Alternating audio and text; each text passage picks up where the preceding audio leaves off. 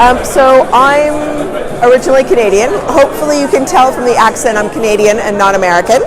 I live in the UK in a little town in Oxfordshire, and I've been doing search marketing for around about 22 years, which means I actually predate Google.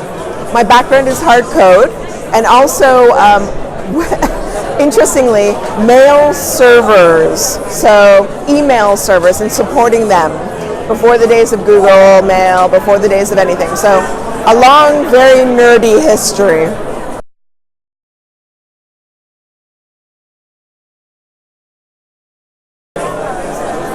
I think if you want to build an efficient content strategy, you need to really be thinking about not just what your competition is doing, but what pressures your customers are under, or the customers of your clients.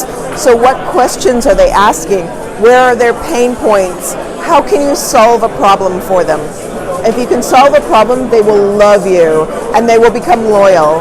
And in a day where loyalty is very, very, very short-lived, if you can create loyalty through solving problems, you'll actually make more money. So your content strategy should focus on solving problems, and also obviously always looking at the competition, but for inspiration and doing something a little bit better than they are.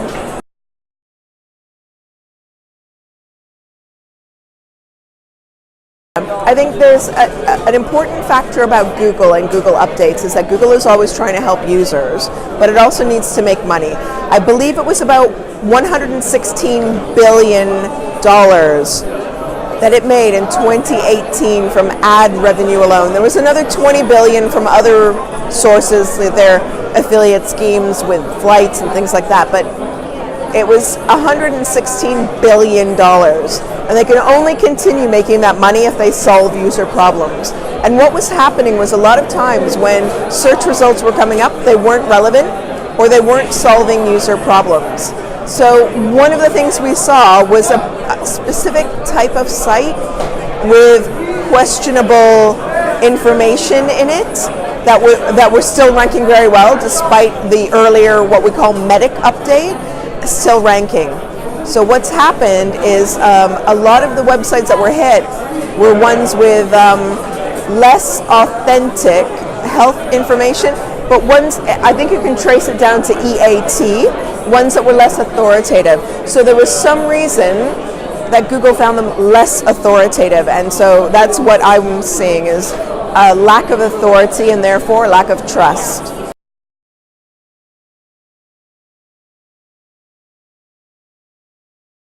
I think the SEO industry, marketing, digital marketing in general, is getting much more mature. We're looking at solving problems, but we're also looking at what we can do for clients. And I think a lot of the entries I'm reading right now, because I'm in the middle of judging the EU Search Awards, are demonstrating how passionate agencies are, not only to help clients, but to solve user problems. So I think we're getting fairly mature. We're still in maybe our teenage years, but we're edging towards adulthood very quickly, so it's very encouraging to see.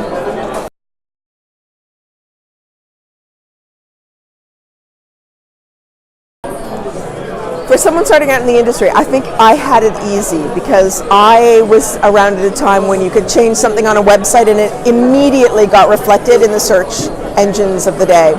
Nowadays, that testing is impossible, so I would say read what you can, understand the fundamentals, they never change. So if you don't understand how technical SEO works, or if you're not technical, don't worry, but still read up and understand a little bit of HTML and understand how technical works. Even if you can't do it, understand it.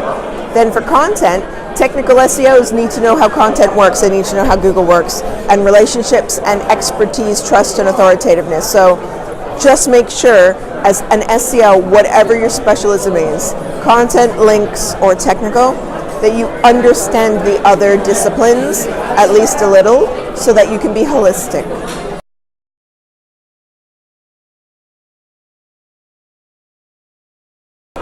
Chocolate or SEO? SEO or chocolate? It's like death or cake, cake or death.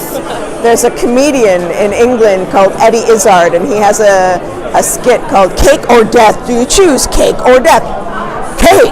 Well, okay, here, have some cake. So do I choose SEO or do I choose chocolate? I think in a competition, I've been doing SEO for maybe 22 years now. I would probably choose chocolate over SEO. Why?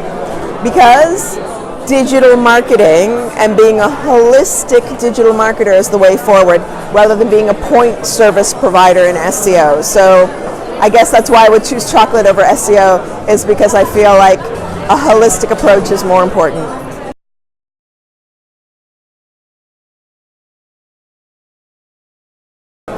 My motto in life, besides eat all the chocolate and drink all the wine, balance. I think you have to have balance and moderation in all things, whether it's chocolate or link building. And if you think about it, it really does apply to link building very well. So moderation is the key. If you build all the links without thinking about how they'll affect your website or the quality, it will hurt you. If you drink all the wine without thinking about the after effects or the quality, it will also hurt you. And if you eat all the chocolate without thinking, it will really hurt you. So in all life, moderation, but I'm not saying that you shouldn't. I'm just saying think about it before you do it.